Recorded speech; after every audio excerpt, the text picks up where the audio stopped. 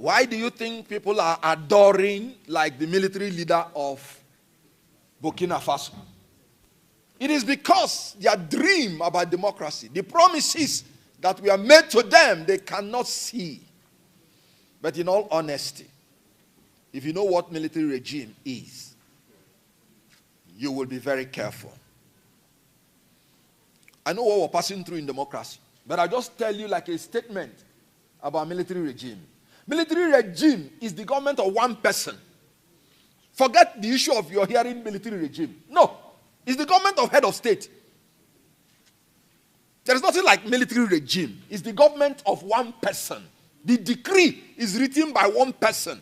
The decree is signed by one person. The courts are set up by one person. And it is that what that one person wants that is done.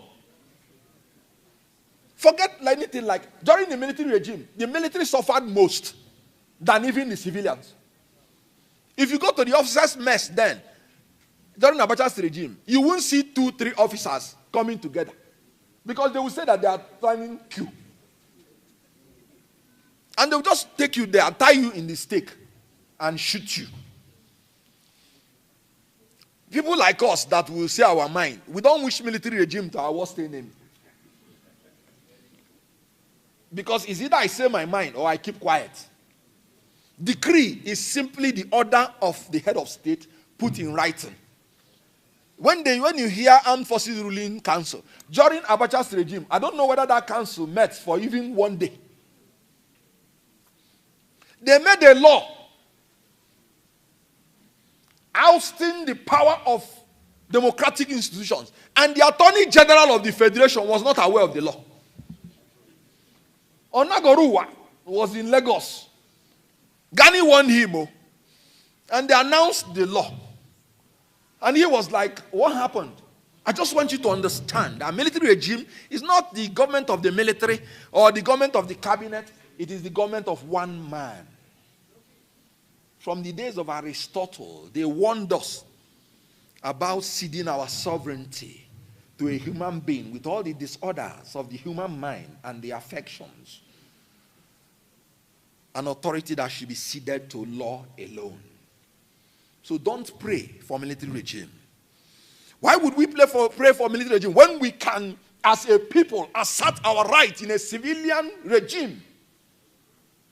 Now, let us start by reminding you that civil society is the aggregate of the non-governmental organizations linked together by common interest and collective activity.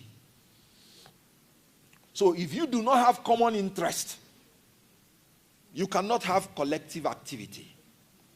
The whole idea of civil society is that you must have to have common interest and you must have to have collective activity. As you can see, the civil society includes the NGOs, CBOs, non-governmental organizations, community-based organizations, faith-based organizations.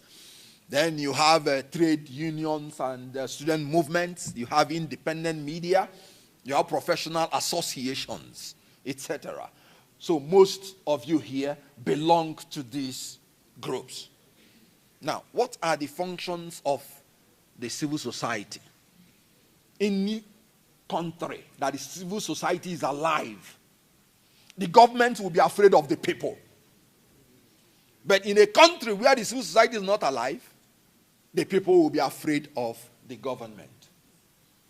I've come here to tell you that you need to rise up and demand your rights. The civil society should not be seen as an adversary to the government, but an indispensable ally. Indispensable ally in nation building.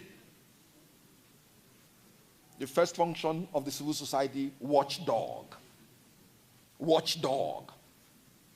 Monitoring government activities, exposing corruption, advocating transparency